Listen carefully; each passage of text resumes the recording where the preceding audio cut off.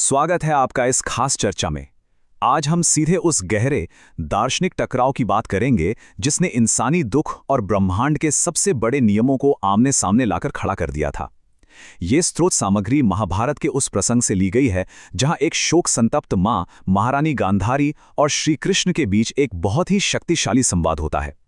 ये कहानी सिर्फ महाभारत के एक पन्ने की नहीं है, बल्कि ये हमारे उस भ्रम को पूरी तरह से तोड़ देती है कि हम चीजों को कंट्रोल कर सकते हैं।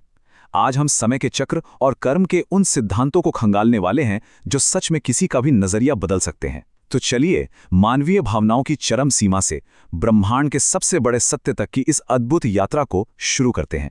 जरा इस पल की गहराई और इसके तनाव को महसूस कीजिए। उस दिन मैंने तुम्हारे पूरे वंश को श्राप दिया, किंतु तुम चुपचाप सुनते रहे। एक रानी जिसने अपना सब कुछ खो दिया है, वो ईश्वरीय सत्ता की आंखों में आंखें डालकर ये सवाल कर रही है। ये सिर्फ एक वाक्य नहीं है, ये उस हताशा और उस आक्रोश का प्रतीक है जो एक इंसान तब महसूस करता है जब उसे लगता है कि उसके साथ अन्याय हुआ है। गांधारी का ये पूछना कि उनके इतने भयंकर श्राप के बावजूद सामने वाला चुप क्यों रहा, ये पूरी कहानी में एक बहुत बड़ा सवाल खड़ा कर देता है। तो चलिए सबसे पहले इस टकराव की जड़ को समझते हैं, क्रोध और वो हताश कर देने वाला श्राप। यहां एक बहुत बड़ा बदलाव आता है।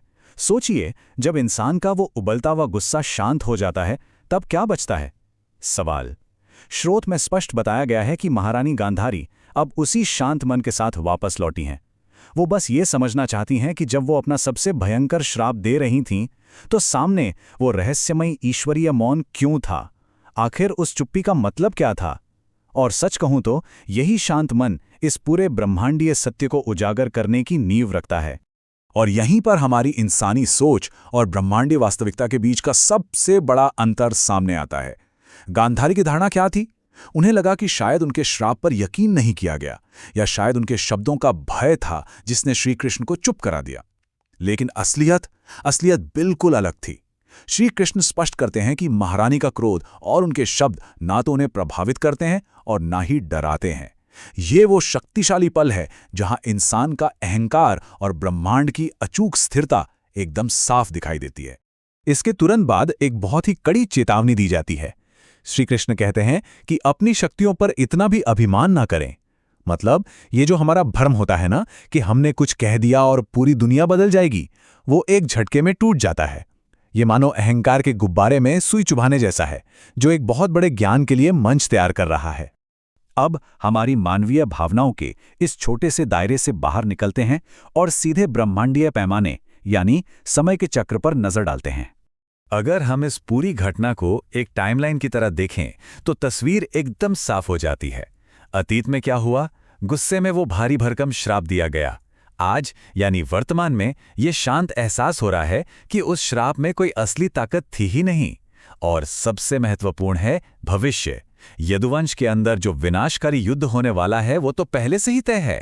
कहने का मतलब ये है कि आने वाला विनाश उनके श्राप का नतीजा नहीं है, बल्कि वो तो घटनाओं का एक ऐसा क्रम है जिसे होना ही था। ये हमारी इस पूरी चर्चा के सबसे अहम निष्कर्षों में से एक है। जो पतन, जो तबाही एक भयंकर श्राप का असर लग रही थी, वो असल में बस प्राकृतिक समय का चक्र है। ब्रह्मांड की घटनाओं को आपके या मेरे गुस्से से कोई फर्क नहीं पड़ता। उनका अपना एक वक्त होता है, एक लय होती है जो निरंतर चलती रहती है। ये समझना वाकई हमें बहुत विनम्र कर देता है कि ये विशाल ब्रह्मांड अपनी गति से चलता है, हमारी इच्छाओं या हमारे श्रापों के मोहताज होकर नहीं। और यही बात हमें ले जाती है हमारे अंतिम सत्य की ओर, कर्म और उसके अटल परिणाम। इस पूरे विषय का अगर कोई एक सबसे बड़ा सार है तो वो है कर्म की सर्वोच्चता। नियम बहुत सीधा है। आपके श्राप या आपके आशीर्वाद कभी भी किसी के कर्मों की दिशा या उसके नतीजों को नहीं बदल सकते। ये किसी भी तरह के जादुई वरदान या श्राप की शक्ति को सीधे शून्य कर देता है।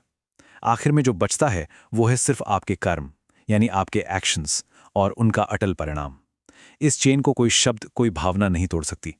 ये नियम एकदम पत्थर की लकीर है।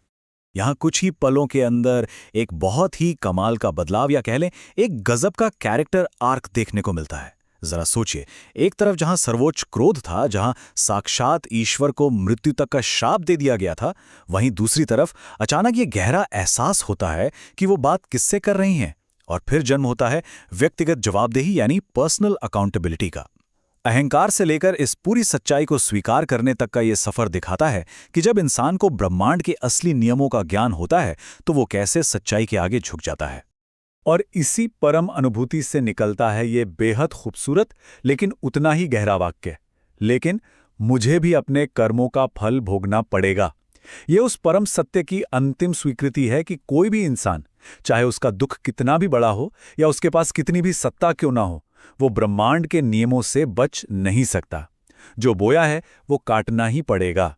ये एक ऐसा सच है जो हमारे कंट्रोल करने के उस सारे भ्रम को चकनाचूर कर देता है।